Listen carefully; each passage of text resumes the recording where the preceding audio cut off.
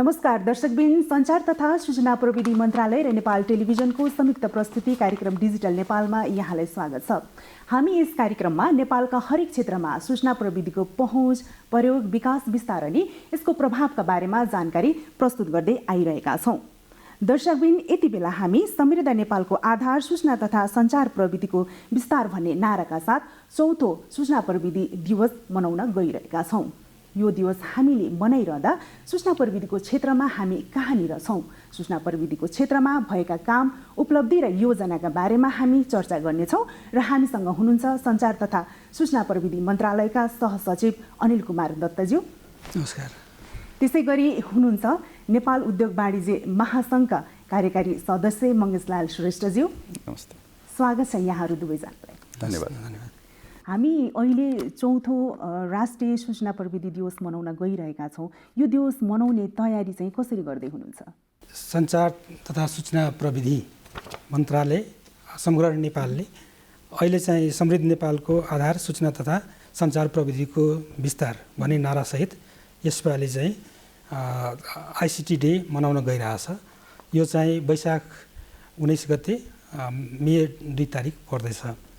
यसमा चाहिँ हामी एक दिन चाहिँ 18 गते हामीले चाहिँ प्रेस मिट गरेर अब 19 गते के कार्यक्रम गर्ने त्यो कुरा गर्दैछौँ। त्यसपछि 19 गते सामान्य प्रधानमन्त्रीज्यूबाट प्रमुख आतिथ्यमा उहाँबाट चाहिँ नागरिक एपलाई चाहिँ पूर्ण रूपमा पहिला चाहिँ हामीले बिटा भर्सन रिलिज गरेका थियौँ। पूर्ण रूपमा हामी चाहिँ यसलाई चाहिँ आधिकारिक रूपमा उद्घाटन गर्न गइरहेछौँ। त्यो बाहेक त्यो कार्यक्रममा जस्तै अवार्डहरू 5वटा विधामा अवार्डहरू वितरण गरिरहेछौँ। जस्तै आइसिटी एक्सेलेन्ट अवार्ड छ, त्यस्तै ICT excellent award woman category छ, त्यस्तै 5वटा जम्मा छ क्याटेगोरीहरू छ। त्यो बाहेक अरू कार्यक्रमहरू घोषणा भइरहेछ। घोषणा भनेको कस्तो भने अब सञ्चार मन्त्रालयले के गरिरहेछ, सञ्चार मन्त्रालय अन्तर्गतको भनौँ राष्ट्रिय सूचना प्रविधि केन्द्र छ, त्यसले डाटा सेन्टरहरूको विस्तार गर्दैछ। त्यस्तै सूचना तथा प्रसारण विभाग छ, त्यसले चाहिँ अनलाइन प्रेस पास वितरण गर्ने त्यो घोषणा गर्दैछ। त्यस्तै नेपाल टेलिकमले चाहिँ आफ्नो कार्यक्रमहरू घोषणा गर्दैछ। जस्तै तराईमा सिम कार्ड फ्री वितरण गर्ने, कर्णाली र सुदूरपश्चिममा वितरण गर्ने त्यस्तो कार्यक्रम छ। त्यस्तै सूचना प्रविधि विभागले भनेको विभिन्न निकायले आफ्नो आफ्नो कार्यक्रमहरू गर्दै हुनुहुन्छ।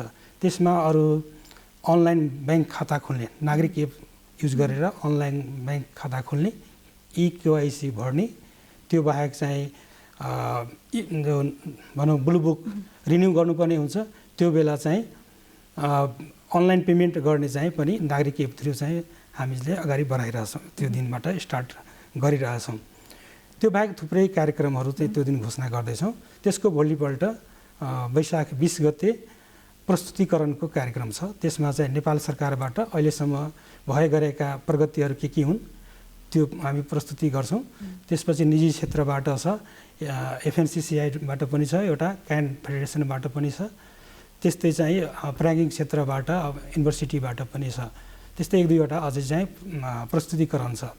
यस्तो हाम्रो चाहिँ यो आइसिटी डे अनि त्योसँग रिलेटेड भन्ने विक मनाउने चाहिँ कार्यक्रम छ। जस्तो हामीले यो समृद्ध नेपालको नारासहित सूचना प्रविधि दिवस मनाइरहँदा हामी सूचना प्रविधिको क्षेत्रमा कहाँनिर छौँ? हामी नेपालले के प्रगति गरेछ डिजिटलमा त्यो भन्दाखेरि हामी चाहिँ समय सापेक्ष जसरी चाहिँ विश्वले अगाडि बढिरहेछ, सूचना प्रविधि प्रयोग गरेर विकास गरिरहेछ, त्यस्तै हामी पनि पछ्याइरहेछौँ। सूचना प्रविधि प्रयोग गरेर धेरै कार्यक्रमहरू अगाडि बढाएका छौँ। सफ्टवेयरहरू निर्माण भएको छ, त्यस्तै अब डाटा सेन्टर हामीसँग छ, डिआर साइट छ, एप्लिकेसनहरू पनि एकदम राम्रो बनेको छ।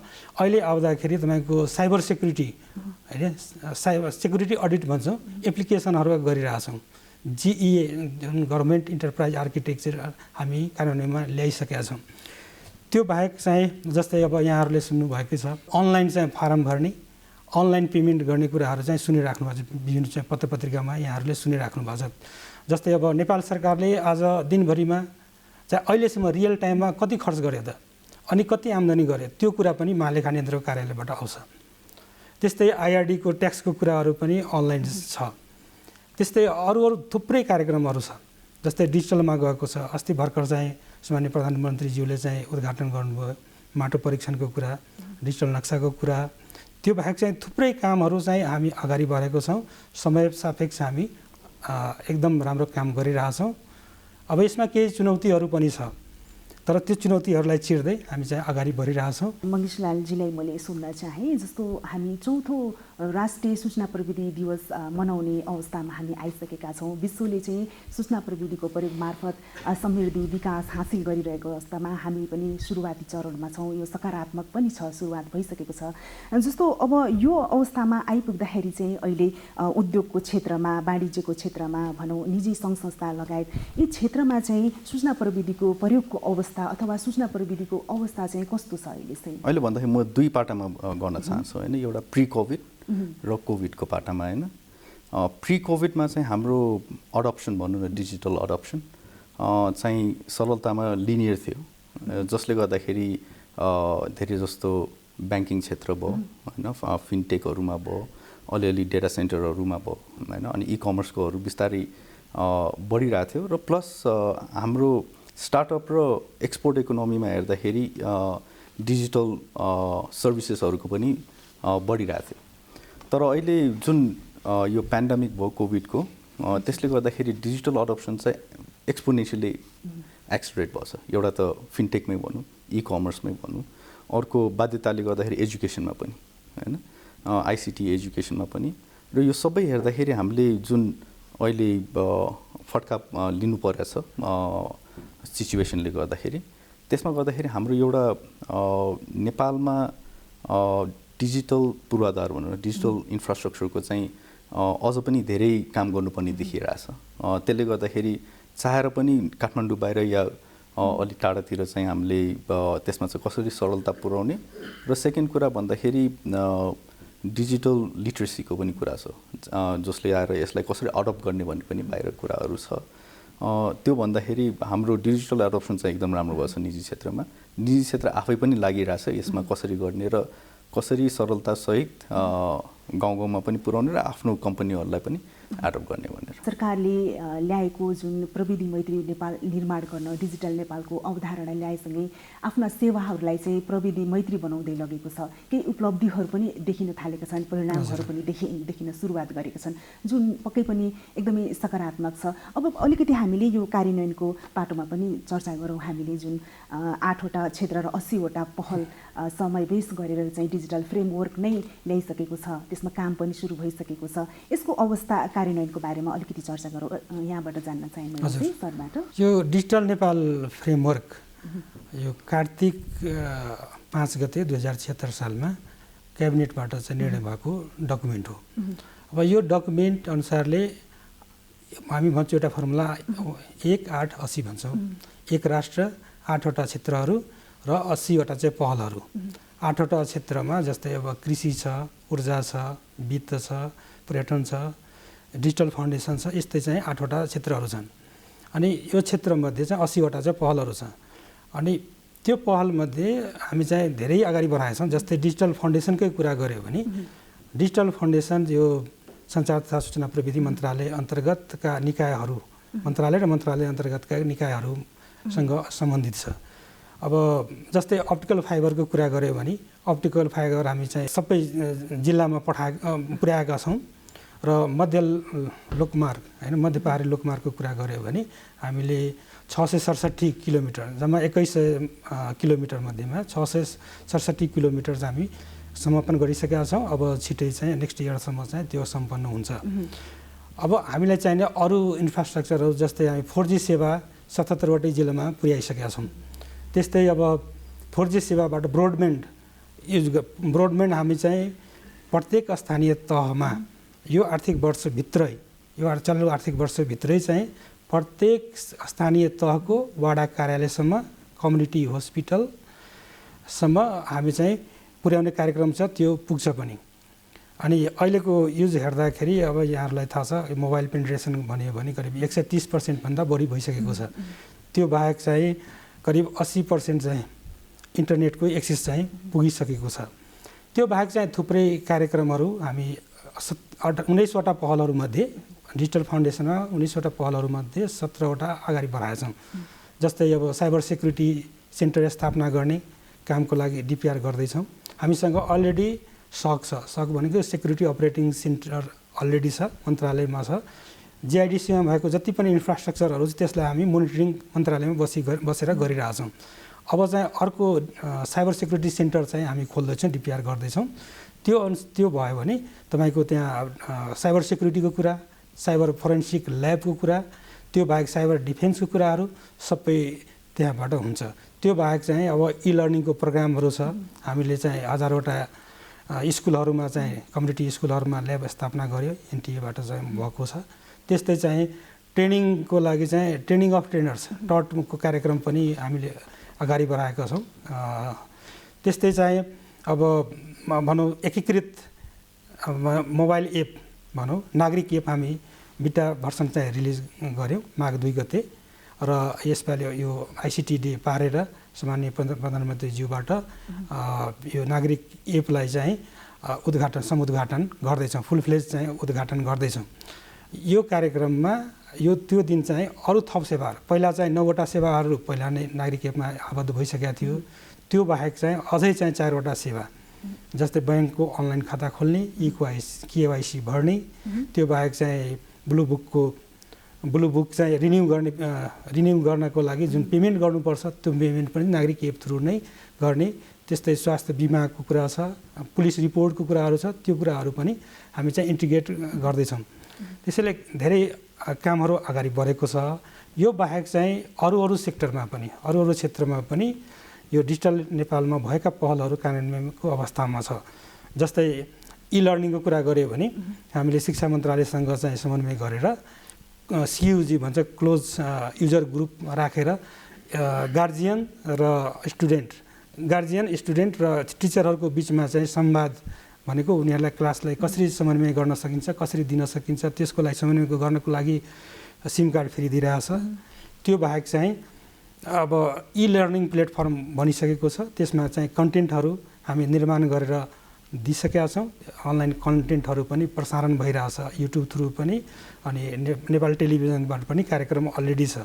त्यस्तै स्वास्थ्यको कुरा गऱ्यो भने अब हामी स्वास्थ्यमा पनि भनौँ ड्रोनबाट पनि कसरी चाहिँ औषधिहरू चाहिँ रिमोट ठाउँमा चाहिँ ल्याउन सकिन्छ भने त्यो अगाडि बढ्दैछ। टेलिमेडिसिनको कुराहरू अगाडि बढिसकेको छ, त्यसको उद्घाटन पनि भइसकेको छ। सरकारले जुन डिजिटल नेपालको अवधारणा ल्याएको छ, जुन 8वटा क्षेत्र र 80वटा पहल राखेर चाहिँ समावेश गरेर, त्यसमा चाहिँ एउटा महत्त्वपूर्ण उद्योग पनि हो हैन, अर्थतन्त्रको मेरुदण्ड नै रहेको छ। अब यसलाई चाहिँ सरकारले यति धेरै कार्यक्रमहरू ल्याउँदाखेरि वास्तवमै के लाभान्वित भएको छ त उद्योग क्षेत्र, अथवा के प्राप्त गरेको छ, यसले के फाइदा लिएको छ, लिन सक्छ यसबाट चाहिँ? अहिले उद्योग वाणिज्य महासङ्घले चाहिँ जुन भिजन पेपर निकालेको छ नेसनल इकोनोमिक ट्रान्सफर्मेसन 2030 भनेर, त्यसमा 3टा लक्ष्य राखेको छन्। एउटा चाहिँ $100 बिलियन इकोनोमी कसरी 10 वर्षमा बनाउने, अर्को 22 लाख एडिसनल रोजगारी कसरी दिने र ट्रेड डेफिसिट कसरी घटाउने भनेर, आत्मनिर्भरताको इकोनोमी कसरी बनाउने भनेर। त्यो हेर्दाखेरि यसमा हामीले एउटा नजर राख्दाखेरि नलेज इकोनोमीलाई पनि राखेका छौँ र त्यसको पाटामा डिजिटल इकोनोमी चाहिँ एकदमै ठुलो भूमिका खेल्दछ। त्यसले गर्दाखेरि हामीले के भनेछौँ भने, अनि त्यसभित्र पनि हामीले इनिसिएटिभ जुन राखेका छौँ, 100वटा इनिसिएटिभमा आएर प्रायोरिटाइज गरेर 40वटा पनि राख्दाखेरि त्यसमा चाहिँ एउटा चाहिँ डिजिटल नेपालको जुन अवधारणा छ यहाँनिर आएको, त्यसमा चाहिँ सरकारसँग कसरी सहकारी गरेर हामीले चाहिँ त्यसलाई इम्प्लिमेन्ट गर्न, एक्सलरेट गर्न सक्छौँ भन्ने पनि एउटा इनिसिएटिभ राखेका छौँ। त्यसमा तपाईँले भन्नुभयो जस्तै निजी क्षेत्रको ठुलो भूमिका छ। इन्भेस्टमेन्ट गर्नुदेखि लिएर त्यसका 80वटा पहलहरूलाई जुन ल्याएर कार्यान्वयनमा ल्याउनुदेखि लिएर सबैमा निजी क्षेत्रको ठुलो पनि भूमिका छ र अहिले गरि पनि रहेका छन् हामीले। अनि त्यो हेर्दाखेरि यो जुन सहकारिता हुन्छ त्यसले गर्दाखेरि यो इम्प्लिमेन्टेसन चाहिँ एक्सलरेसन हुन्छ। अहिले जुन गभर्मेन्टले पनि गरिराख्नु भएको छ, उहाँ सरकारले पनि त्यसमा चाहिँ एकदमै यो चाहिँ प्लडेबल छ, अप्लोजेबल छ, किनकि उहाँहरूले जुन इज अफ डुइङ बिजनेसलाई हुन्छ नि, हामीलाई सरलता बिजनेस गर्नलाई चाहिँ गभर्नेन्स र ट्रान्सपेरेन्सीबाट एकदमै आउँछ। उहाँहरूको जुन इम्प्लिमेन्टेड प्रोजेक्टहरू छ त्यसमाथि ल्याएर हामीले जुन अर्को पहलहरूमा लग्ने हो, त्यसमा गर्न चाहिँ निजी क्षेत्र पनि तयार छ र गरि पनि रहेको छ। र त्यसको लागि चाहिँ हामी उहाँहरूसँग पनि अलि सल्लाह पनि गर्दैछौँ कि कसरी सहकारी गरेर यसलाई निजी क्षेत्रको तर्फबाट चाहिँ इन्भेस्टमेन्ट पनि ल्याउने र रेकगनाइज पनि गर्ने र पोलिसी रिफर्महरू पनि गर्ने यो कुरामा चाहिँ हामीले डिस्कसन गरिरहेका छौँ। जस्तो हामीले अहिले सूचना प्रविधिको प्रयोग चाहिँ पछिल्लो समय सरकारी लगायत निजी क्षेत्र र व्यक्तिगत रूपमा नै बढिरहेको छ, तर यसको एउटा पहुँचको कुरा छ, एउटा प्रयोगको कुरा छ भनेको डिजिटल लिटरेसीको कुरा आउँछ। यसमा चाहिँ के कार्यक्रमहरू बनाउनु भएको छ यहाँहरूले त्यसको सही सदुपयोगको लागि? सुरक्षा पनि जोडिएर आउँछ यसमा चाहिँ, हामीले सही सदुपयोग गर्न नसक्दा अथवा यसको दुरुपयोग हुँदाखेरि त्यसको लागि चाहिँ केही लिटरेसी सम्बन्धी कार्यक्रमहरू पनि बनाउनु भएको छ कि यहाँहरूले? अब लिटरेसी सम्बन्धी अब एउटा त क्लासको कुराहरू चाहिँ भइ नै रहेछ, तर चाहिँ यो डिजिटल चाहिँ कसरी युज गर्ने, यसलाई मिसयुज गर्यो भने के हुनसक्छ, त्यसको लागि हाम्रै मन्त्रालय अन्तर्गत विभागहरू छ। जस्तै अब सूचना प्रविधि विभाग, उहाँहरूले यो साइबर सिक्युरिटीसँग सम्बन्धित कार्यक्रमहरू गर्नुहुन्छ। त्यस्तै चाहिँ प्रमाणीकरण नियन्त्रकको कार्यालय छ, उसले पनि साइबर सिक्युरिटीसँग सम्बन्धित कार्यक्रम गर्छ। त्यसमा चाहिँ प्रायः जस्तो +2 को स्टुडेन्टहरू हुन्छ, त्यो एज अलिकति चेन्ज हुने एज हुन्छ, त्यसैले उहाँहरूले चाहिँ कति चाहिँ जानेर कति नजानिकन पनि अब केही भनौँ काम नगर्ने त्यस्तो चाहिँ भनौँ न वेबसाइटहरू होस् अथवा चाहिँ त्यस्तो काम नगर्नुपर्ने कुनै त्यस्तो छ, त्यो तर चाहिँ उहाँहरूले गर्नुहुन्छ। उहाँलाई थाहा हुँदैन यसबाट के हामीले यस्तो किसिमको अपराध गऱ्यो भने कस्तो किसिमको हामीलाई चाहिँ यसको सजाय हुन्छ त्यो थाहा हुँदैन, तर उहाँहरूले गरिराख्नु भएको छ। त्यसैले यस्तो कार्यक्रम गरेर हामी चाहिँ उहाँहरूलाई अवेर गराउँछौँ। त्यस्तै चाहिँ अब नेपाल पुलिसबाट पनि अवेर गर्ने कार्यक्रमहरू भइरहेछ। अब सूचना प्रविधिलाई कसरी सदुपयोग गरेर राम्रोभन्दा राम्रो गर्न सकिन्छ, अगाडि बढ्न सकिन्छ, कार्यक्रमहरूलाई अथवा चाहिँ यसको उचितम प्रयोग गर्न सकिन्छ, त्यो सम्बन्धमा चाहिँ कार्यक्रमहरू हामी गरिरहेछौँ। कुल जनसङ्ख्याको 130% भन्दा बढी होइन मोबाइल प्रयोगकर्ता रहेका छन् भने चाहिँ 60% भन्दा बढी चाहिँ इन्टरनेटमा पहुँच रहेको छ। अब यो सुरक्षा पनि सँगै जोडेर आउँछ। हाम्रो पर्सनल इन्फर्मेसन, व्यक्तिगत सूचना चुहाटदेखि लिएर ठुला ब्याङ्क ह्याकिङहरूका घटना पनि भइरहेका छन्। यसलाई सुरक्षाको पाटोमा चाहिँ सिक्युरिटीको सेक्टरमा चाहिँ तपाईँहरूले कस्तो कार्यक्रमहरू बनाउनु भएको छ? सुरक्षाको लागि हामीले एउटा त हामीसँग SOC, मैले अघि भने SOC भनेको साइबर सिक्युरिटी अपरेटिङ सेन्टर छ। नेपाल सरकारका जुन क्रिटिकल इन्फ्रास्ट्रक्चरहरू छ तिनीहरूलाई चाहिँ मोनिटरिङ गरिरहेछौँ।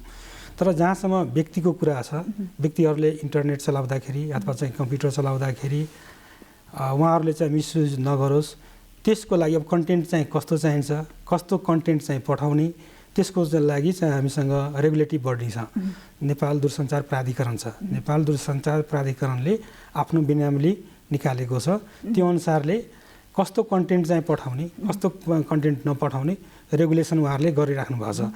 अहिले आएर चाहिँ उहाँहरूले कन्टेन्ट फिल्टरिङको पनि यो आर्थिक वर्षमा, चालु आर्थिक वर्षमा उहाँहरूको कार्यक्रम पनि छ। त्यो बाहेक चाहिँ हामीले अब सूचना प्रविधि ऐन पनि संसदमा दर्ता गराएछौँ। पास नभइसकेको अवस्था छ, तर चाहिँ त्यो पास भयो भने हामी चाहिँ अरू जस्तै सोसल नेटवर्कको जुन साइटहरू छ, जुन चाहिँ विदेशमा चाहिँ अपरेट भइरहेछ, त्यसलाई पनि हामी यही नेपालमा दर्ता गराउन सक्छौँ। दर्ता गरायो भने उनीहरूलाई चाहिँ नियमन गर्न सकिन्छ अनि अरूको चाहिँ करको दायरामा पनि ल्याउन सकिन्छ, कर पनि बढाउन सकिन्छ। हामी भूपरिवेष्टित देश रहेको छ, हाम्रो चाहिँ ल्यान्ड लक कन्ट्री रहेको छ। यस्तो अवस्थामा त सूचना प्रविधिको एकदमै महत्त्वपूर्ण भूमिका रहन्छ हाम्रो उद्योग वाणिज्यलाई चाहिँ अगाडि बढाउन, विश्वभर फैलाउनको लागि चाहिँ होइन। यस्तोमा चाहिँ अब सरकारले यो गरे हुन्थ्यो अथवा यही नै ठिक छ अथवा के छ यसमा चाहिँ चुनौतीहरू चाहिँ हाम्रो चाहिँ यो सूचना प्रविधिको माध्यमबाट हामीले गर्न सक्ने कामहरू के छन्? अब यसमा 2-3वटा कुरा छन् होइन। एउटा हेर्दाखेरि हामीले जुन तपाईँले राइट भन्नुभयो, हामी ल्यान्ड लक कन्ट्री हुँदाखेरि हाम्रो लिमिटेसन र एक्सपोर्ट इकोनोमी र ग्लोबल इकोनोमीमा जुन खेल्नलाई हाम्रो पोलिसीहरूले चाहिँ धेरै नै रिस्ट्रिक्ट गरेको छ, एउटा कुरा होइन। स्पेसली स्टार्टअपहरूमा र ग्लोबल इकोनोमीमा हाम्रो स्टार्टअपहरू चाहिँ कसरी जाने त त्यो कुरामा चाहिँ एउटा पहल चाहिँ हामीले गर्नैपर्छ जस्तो लाग्छ।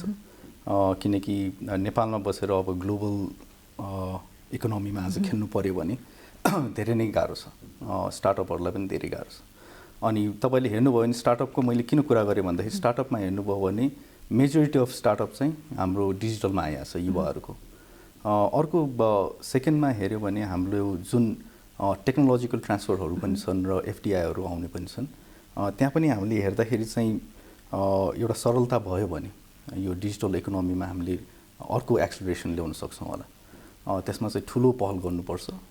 अर्को जुन डिजिटल इकोनोमीलाई साँच्चै नै अगाडि लग्ने हो भने यो डिजिटल नेपाल अन्तर्गतमा एउटा रेकग्निसन र त्यसको लागि स्पेसिफिक पोलिसीहरू पनि चाहिन्छ जस्तो लाग्छ, जसले गर्दाखेरि व्यवसायले र जनताले दुइटैले यो चाहिँ एडप्ट गर्न सकोस् चाँडै र लिट्रेसी पनि आओस् र त्यसलाई चाहिँ अनि प्रयोग गरेर नलेज इकोनोमीतिर पनि जाओस् भन्ने कुरा। के चुनौतीहरू पनि छन् कि यो सूचना प्रविधिको क्षेत्रमा चाहिँ उद्योगभित्र? चुनौतीहरू त छन्। एउटा त मैले अघि भने जस्तै पूर्वाधार जुन चाहिँ रिच र स्टेबिलिटीको कुरा छ होइन। हामीले अर्बन सेक्टरमा त राम्ररी नै देख्छौँ, तर बाहिर जाँदाखेरि चाहिँ चुनौती नै छ। सेकेन्ड आउँदाखेरि हामीले सिमिलर हिसाबमा हेर्दाखेरि डिजिटल लिट्रेसीको पनि कुरा गर्छौँ, जुन आएर चलाउने मान्छेदेखि लिएर हामीले त्यसलाई आएर यहाँको क्वालिटी कन्ट्रोल राख्नेदेखि लिएर सबै कुराहरूमा छन् होइन। तर यो चुनौतीहरू अहिले धेरै नै चाँडै हामीले अडप्ट गरिरहेछौँ होइन, किनकि जुन हिसाबमा अहिले नयाँ युवाहरू आएका छन् उनीहरू चाहिँ डिजिटल लिट्रेसी एकदमै हाई भएर आएको छन् होइन। त्यसले गर्दाखेरि त्यहाँनिर हेर्दाखेरि हामीले चाहिँ यो चुनौतीलाई कसरी समाधान गरेर अनि अगाडि भनेको जुन पहलहरू छ त्यसलाई पनि राखेर, जस्तै भनौँ हामीले एउटा कार्यक्रम राखेका छौँ इनिसिएटिभ होइन, जसलाई ई हाट बजार भन्छौँ। एग्रिकल्चर हामी एग्रिकल्चरमा डिपेन्डेन्ट देशै हो, त्यसमा आउँदाखेरि एग्रिकल्चर ठुलो सेक्टर हो। त्यसमा आउँदाखेरि हामीले चाहिँ फ्रम फार्म टु फोक भनेर हामीले कुरा गर्दाखेरि ई हाट बजारमा ल्याएर त्यसलाई कसरी डिजिटली एक्सलेरेट गर्नु मिल्छ भन्दाखेरि अब हामीले किसानहरू कहाँ लग्दाखेरि चाहिँ यो डिजिटल टेक्नोलोजी लगेर मात्रै पुगेन, त्यसलाई प्रयोगमा कसरी ल्याउने भन्ने कुरा पनि छ र त्यसमा पूर्वाधारदेखि सबै त्यस्तै गरिकन मल्टिपल कुराहरू छन्। हामीले त्यसैले हामीले रिक्वेस्ट गरेको के छ भने हामी सहकारी गरौँ अनि त्यसमा आएर उहाँहरू पनि धेरै ओपन हुनुहुन्छ, हामी डिस्कस पनि गरिरहेका छौँ र त्यसमा आएर हामीले कुन इन्भेस्टमेन्ट ल्याउने र कहाँसम्म जाँदाखेरि हाम्रो व्यापार उद्योग दुइटैलाई राखेर अनि फ्युचर वर्कफोर्सलाई पनि कसरी रेडी गरेर अनि हामी अगाडि बढ्ने कुरा गरिरहेछौँ। हाम्रो अर्थतन्त्रलाई विश्वव्यापी बनाउन, विश्व बजारमा लैजान सूचना प्रविधिको माध्यमबाट त्यहाँसम्म पुर्याउनको लागि चाहिँ कस्तो तयारी छ तपाईँहरूको चाहिँ? अब यसको लागि चाहिँ अब पोलिसी वास्तवमा आवश्यक छ। अब अहिले नै हेऱ्यो भने अब धेरै नेपालमै सफ्टवेयर कम्पनीहरू छ जसले नेपालमा बसी विदेशको काम गरिरहेछ। यहाँहरूलाई अलरेडी थाहा छ। अब धेरै काम अगाडि पनि बढेको छ, तर यसलाई चाहिँ अझै राम्रोसँग इन्स्टिट्युसनलाइज गर्दै अब बाहिर एक्सपोर्टको कुराहरू चाहिँ सफ्टवेयर डेभलपमेन्ट होला भनौँ, अब सफ्टवेयरको चाहिँ सपोर्टहरू होला, त्यस्तै अरू धेरै चाहिँ कार्यक्रम हुनसक्छ। त्यसलाई हामी चाहिँ सूचीकृत गर्दै अब त्यसलाई कसरी एड्रेस गर्न सकिन्छ त्यसलाई कार्यक्रम बनाएर अगाडि बढ्यो भने हामी एक्सपोर्टमा चाहिँ धेरै राम्रो गर्न सक्छौँ। किन हामी चाहिँ ल्यान्डलक कन्ट्री छौँ। ल्यान्डलक कन्ट्रीले अब हामीले चाहिँ आइसिटी युज गऱ्यो भने आफ्नो इकोनोमीलाई चाहिँ बनाउन सकिन्छ। एउटा मात्रै मैले टुल हेरिरहेको छु, आइसिटी नै हो जसले चाहिँ हाम्रो इकोनोमीलाई चाहिँ बुस्ट गर्न सक्छ। पक्कै पनि। र अब हामी अन्तिममा छौँ। अन्तिममा चाहिँ मैले यहाँबाट जान्न चाहेँ, जस्तो अहिले हामीले चाहिँ चौथो राष्ट्रिय सूचना तथा सञ्चार दिवस मनाइरहँदाखेरि आगामी वर्षमा चाहिँ हामी कहाँनिर हुन्छौँ, हामीले के उपलब्धिहरू पाउँछौँ, हामी सूचना तथा यो प्रविधिको सञ्चारको क्षेत्रमा चाहिँ हामी कहाँनिर पुगेका हुन्छौँ? अहिले मैले हेर्दाखेरि अब जस्तै कार्यक्रमहरू अघि मैले चाहिँ यहाँहरूसँग सेयर गरेँ, जस्तै अब तराईतिर पनि, तराई मधेसमा पनि अब सिम कार्डहरू फ्री वितरण गर्ने जुन पिछडिएका छन्, जस्तै सुदूरपश्चिम भयो, कर्णाली क्षेत्र भयो, त्यहाँ चाहिँ फ्री बाँडेर त्यहाँ चाहिँ अब केही टक टाइम, त्यो बाहेक चाहिँ इन्टरनेटको पनि अब एक्सेसको कुराहरू अलरेडी अगाडि बढेको छ। ब्रोडब्यान्डहरू चाहिँ अगाडि बढेको छ। अब मोबाइल ब्रोडब्यान्ड पनि अब त्यसमा दिन सकिन्छ। अनि सूचना प्रविधि युज गरेर अब सानो डिजिटल इकोनोमीको कुराहरू त्यो पनि हुन्छ। व्यक्तिले चाहिँ अब नागरिक एप थ्रु इन्फर्मेसन आफ्नो बुझ्न सक्नुहुन्छ। जस्तै भनौँ कालीमाटी तरकारी बजारमा के छ आजको चाहिँ रेट, गाउँको किसानलाई थाहा हुँदैन थियो, अब चाहिँ वेबसाइटमा हेर्न सकिन्छ। त्यो बाहेक भनौँ एसएमएस पनि पठाउन सकिन्छ, त्यस्तो मेकानिजम पनि बनाउन सकिन्छ। भन्दाखेरि हामी चाहिँ दूरदराजको किसानसँग चाहिँ भनौँ कनेक्ट हुन सक्छौँ। अनि उहाँहरूले आफ्नो इन्फर्मेसन पनि सेयर गर्न सक्नुहुन्छ। त्यहाँ पनि पत्र पत्रिकाहरू पनि मोबाइलमा हेर्न सकिन्छ। अरू कुराहरू पनि इन्फर्मेसनहरू जुन देशसँग रिलेटेड छ अथवा चाहिँ भनौँ विभिन्न कार्यक्रमहरूसँग रिलेटेड छ उहाँहरूले पनि हेर्न सक्नुहुन्छ, पढ्न सक्नुहुन्छ।